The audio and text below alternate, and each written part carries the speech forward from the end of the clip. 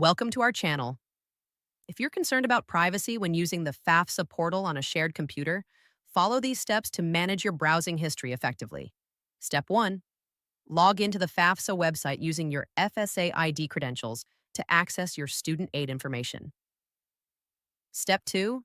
Complete your FAFSA activities or review your application status as needed. Step 3. When finished, always click the Log Out button at the top of the page to securely sign out of your account. Step 4. After logging out, clear your browser's history by accessing your browser settings, usually found in the Menu or Tools section. Step 5. In your browser settings, find Privacy or History options and select Clear Browsing Data or similar option. Step 6. Choose to clear all history, including cookies, cached images, and saved passwords from the time period you were using FAFSA.